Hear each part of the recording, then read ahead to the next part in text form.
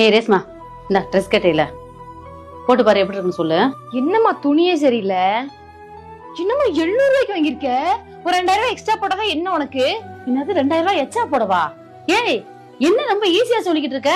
அப்பா பணம் அனுப்புறாருல்ல, வாங்கி கொடுக்க உனக்கு என்ன? ஏய் அந்த மனுஷங்க என்ன கஷ்டப்படுறாப்ப தெரியுமாடி?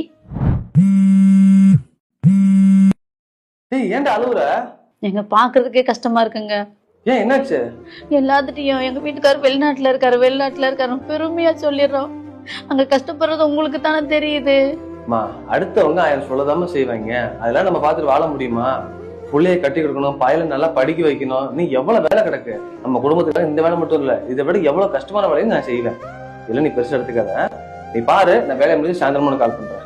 பேர் தாண்டி உங்க அப்பா வெளிநாட்டுல இருக்கேன்னு அந்த மனுஷன் நம்மளுக்காண்டி எவ்வளவு கஷ்டப்படுறாரு தெரியுமா? பணத்தோட அருமையும் உங்களுக்கு தெரிய மாட்டேங்குது. சாரிம்மா.